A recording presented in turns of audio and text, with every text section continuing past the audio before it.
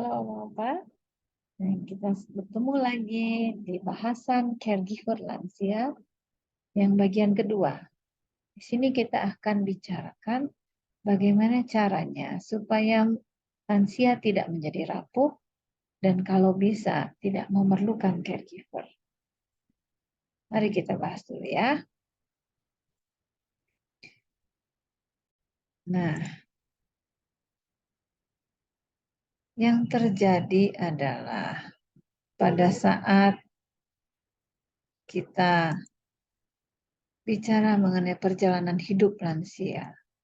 Perjalanan hidup lansia yang dulu itu mulainya dari bugar, makin lama makin tidak mandiri, yang kita bilang pre-frail. Nah, kemudian kayak kursi roda, yang kita bilang frail, akhirnya meninggal. Ini konsep lama. Konsep lama ini bilang, kalau mau meninggal, ini lewatin semua dulu, semua ini. Lalu, frail itu apa? Lansia rapuh, aktivitas fisiknya berkurang, mudah lelah, jalannya lamban, perlu lebih sama dengan 7 detik untuk mencapai jarak 4,57 meter. Berat badan turun lebih dari 5 kilo dalam 1 tahun terakhir. Dan ada penurunan kekuatan otot. Nah ini lansia rapuh atau frail. Terus kalau punya lansia rapuh di rumah tuh bagaimana? Bukan hanya harus digandeng-gandeng kalau pergi. Kalau misalnya jalan ke sana ke sini dorong-dorong kursi roda, tidak seperti itu. Tetapi itu seperti mempertahankan oma opa ini jangan sampai kejebur ke jurang. Terus menerus dipertahankan, ini mengakibatkan uang keluar banyak. Nah, jadi kalau bisa jangan sampai deh punya lansia rapuh di rumah. Nah, jadi deteksi dini sindroma kerapuhan ini ada yang namanya kuesioner rapuh. R itu resistensi. Nah, ini ditanya dengan diri sendiri atau tanpa bantuan alat, apakah mengalami kesulitan untuk naik anak tangga. Kemudian A itu aktivitas, seberapa sering dalam 4 minggu merasa kelelahan. Nah, kemudian penyakit lebih dari 4, ditanya hipertensi, diabetes, kanker, penyakit paru kronis, serangan jantung, gagal jantung kongestif, nyeri dada, asma, nyeri sendi, stroke, penyakit ginjal. Nah, usaha berjalan dengan diri sendiri dan tanpa bantuan, apakah mengalami kesulitan berjalan kira-kira sejauh 100 sampai 200 meter? Nah, hilangnya berat badan. Berapa berat badan saudara dan mengenakan baju tanpa alas kaki saat ini? 1 tahun yang lalu dibandingkan yang sekarang. Kalau hasilnya itu lebih besar 5%, perbedaannya kehilangan berat badannya, nah itu signifikan. Interpretasinya apa? Semua skor ini dijumlah, kalau 3 atau lebih itu frail, rapuh.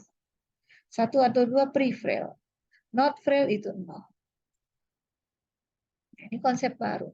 Kalau orang yang bugar, mulai pre-frail, frail, kemudian meninggal, ini konsep lama ya. Nah, konsep baru, kalau orang bugar mau pre-frail, buru-buru dikembalikan ke bugar lagi. Orang pre-frail mau ke frail, buru-buru kembalikan ke pre-frail. Sedemikian sehingga bugar diharapkan kalau waktunya dipanggil Tuhan langsung meninggal. Jadi tidak lewat-lewat semua ini, karena lewat semua ini menghabiskan uang, menghabiskan tenaga.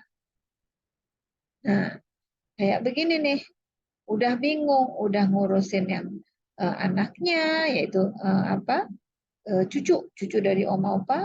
Nah, terus harus ngurusin oma opanya juga. Bingung.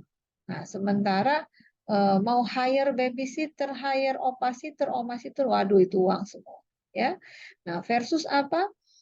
Versus dengan oma opanya masih mandiri, tidak rapuh. Justru oma opanya bisa membantu urus cucu. Sehingga uang yang didapatkan oleh anak itu bisa utuh ditabung. Nah, jadi kalau gitu bagaimana menangani lansia rapuh? Ada beberapa cara nih. Nah, pertama, deteksi obati penyakit kronis degeneratif. 2, deteksi sindrom geriatri dan ditangani. 3, evaluasi efek samping dan interaksi obat-obatan yang diminum. 4, evaluasi status gizi dan perbaikan asupan makan dan minum. 5, jemur matahari dan atau suplementasi vitamin D. Nah, kemudian latihan fisik yang rutin. Kita bahas satu-satu ya. Nah, deteksi dan obati penyakit kronis degeneratif. Gimana tuh ceritanya? Penyakit kronik itu seringkali kadang-kadang tidak ada yang dirasa, tapi ada misalnya hipertensi, nggak dirasa sakit kepala, tetap harus diobatin. Kencing manis, nggak dirasa apa-apa, tetap harus diobatin. Asma, Parkinson, penyakit jantung koroner, ini semua ini tidak bisa sembuh, tapi bisa dikendalikan dengan obat yang rutin. Nah, kalau tidak terkendali bagaimana? Berpotensi menimbulkan komplikasi dan kecacatan. Jadi upaya preventif itu lebih murah daripada upaya kuratif. Lalu kalau ada kecacatan, akhirnya ketergantungan terhadap caregiver itu bertambah. Contohnya ini, kaki diabetik tadinya ada jempolnya bagus, tahu-tahu hitam kemudian harus diamputasi. Nah, kalau sudah begini, jalannya susah. Sementara perawatan kaki diabetik itu menyedot biaya besar, menimbulkan kecacatan, ketergantungan terhadap caregiver lebih besar. Stroke. Kenapa? Karena akibat hipertensi, diabetes mellitus, dan atau merokok. Nah, lalu timbul kelumpuhan sampai kakinya bengkok seperti ini atau seperti ini, akhirnya sulit untuk jalan dan memerlukan caregiver. Kalau salah rawat, kekakuan sendi ini, wah sulit sekali buat mandikannya juga susah, namanya kontraktur. Ya, jadi jangan sampai salah rawat. Risiko stroke ini dapat diturunkan kalau tensinya baik, gulanya baik, kolesterolnya baik, dan tidak merokok. Nah, deteksi dan tangani sindrom geriatrik. Apa nih sindrom geriatrik? Nah, sindrom geriatrik adalah kondisi kesehatan yang khas pada lansia, yaitu gangguan pendengaran, gangguan penglihatan, sulit makan minum, sulit BAB, pipisnya ngompol, ada infeksi, tirah baring lama. Iatrogenesis itu penyakit akibat obat, akibat tindakan medis, kemudian jatuh, ya, kemudian ikut. Yang sering itu imobilisasi. Imobilisasi keadaan lansia mengalami tirah baring lebih dari 72 jam. Seringkali ini terjadi setelah pasien pulang dari rumah sakit. Di rumah itu baring aja terus. Nah, biasanya karena pasien itu merasa nyeri atau lemas. Nah, mempunyai dampak buruk terutama pada lansia. Apa dampak buruknya? Ototnya mengecil sehingga lama-lama sulit jalan. Luka borok tekan, lihat ya dari sini sampai sini menghitam begini, rusak, ini dalamnya sudah browong. Sulit BAB. Infeksi paru atau saluran kemih. Nah, iatrogenesis itu apa? Penyakit yang timbul akibat tindakan medis. Paling sering berupa polifarmasi, peresepan obat melebihi indikasi. Nah, kenapa sih polifarmasi ini sering terjadi pada lansia? Karena gejalanya tidak khas pada lansia, sehingga diagnosisnya tuh lebih sulit. Nah, kalau diomongin panjang lebar, dokternya ngeliatin jam terus, aduh kok nggak selesai-selesai gitu kan, dan tidak mengarah ke suatu penyakit tertentu, bingung jadi. Kemudian evaluasinya tergesa-gesa, sehingga satu obat untuk satu gejala. Kemudian penyakitnya lansia itu memang lebih dari satu, jadi dokternya lebih dari satu. Terus masing-masing dokter memberikan obat tanpa koordinasi. Lalu efek samping satu obat diatasi oleh obat lain. Jadi terjadi buntut-buntutan peresepan atau kita bilang prescribing cascade. Nah, akhirnya sekali masuk obat nih banyaknya kayak gini. Ya. Jadi kita harus evaluasi obat. Nah, contohnya apa? Oma X 70 tahun dibawa anaknya karena lemas, tidak mau makan, BAB-nya hitam, hanya bisa tiduran. Nah, ternyata sebelum sakit masih masak sendiri. Selama ini Oma sering minum obat tidur karena merasa sulit tidur. Nah, seminggu yang lalu jatuh di WC. Sejak jatuh nyeri punggung. Akhirnya minum obat rematik untuk nyeri punggung. Nah, jadi yang terjadi ternyata dari nyeri punggung itu kita evaluasi, ada yang remuk tulangnya seperti ini. Harusnya tulangnya kotak, ini jadi memipih, remuk ini tulang punggungnya. Ini BAB-nya kehitaman. Jadi ada perdarahan di saluran cerna atas. Akibat apa? Akibat obat nyeri. Nah, efek samping obat tidur yang diberikan tadi itu kayak ngantuk tapi tidak tidur. Nah, akhirnya hun-hun gitu ya. Jadi matanya juga kadang kayak ngelayang-layang gitu. Kemudian jadi tidak stabil kalau jalan. Akhirnya mudah jatuh.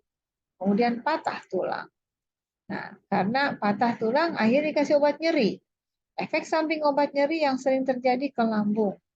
Jadi mual, jadi luka, dan ke ginjal. Jadi gagal ginjal. Akhirnya dia makan, minumnya juga susah. Wah, tirah baring. Ini penting untuk melihat mau jangan sampai ada polifarmasi. Lalu evaluasi gizinya.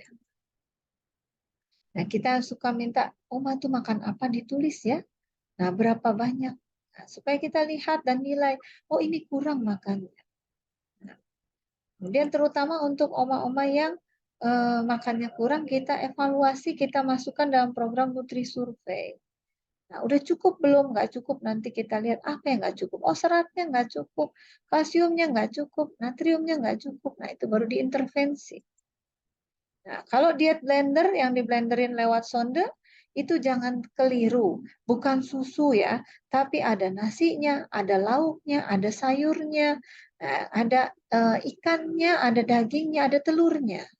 Ada minyak juga, ada garam, jangan lupa. Jadi jangan cuma seperti ini, tahu, kemudian tempe, kemudian tomat. Kalau seperti ini kurang gizinya. Ya. Kemudian jemur dan vitamin D. Nah, jemur matahari itu penting sekali ya. Nah, jemur langsung sambil olahraga bisa. Jemur sambil memberi makan binatang bisa. Jemur sambil beberes tanaman juga bisa. Yang penting jangan ditutup semua. Siku dan lutut harus terbuka, jangan tertutup kain. Nah, kemudian latihan fisik rutin. Latihannya nggak bisa duduk, nggak bisa berdiri, bagaimana? Nah, sambil tiduran juga bisa. Nah, seperti ini.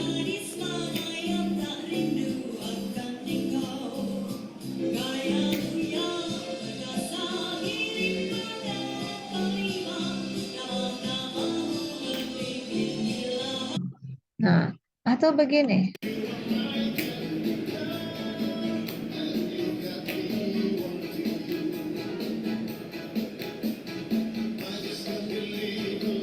Nah, kalau mau yang versi lengkap untuk senam sambil tidurannya ada juga di channel YouTube ini ya. Ini linknya ya. Nah, kemudian latihan fisik yang lain ini lagi di opname. Kita bisa latihan fisik dengan bola balon.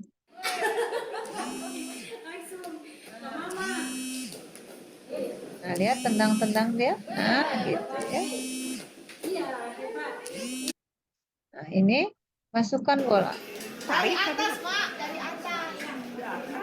Gitu. Nah, itu harus dari atas. Kenapa? Karena supaya paru-parunya ngembang ya. Nah, untuk latihan fisiknya nanti yang sambil duduk itu ada link YouTube-nya juga di channel ini juga. Nah, ini yang sambil duduk olahraga yang lain ada pingpong.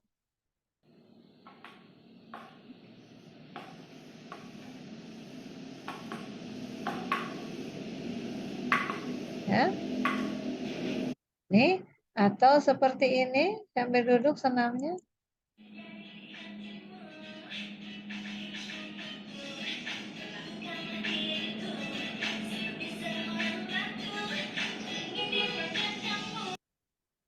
Atau memakai bola balon.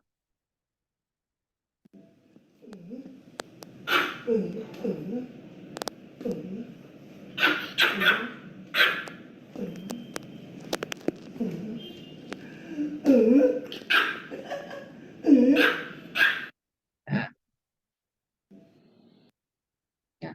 Jadi apa take home message-nya?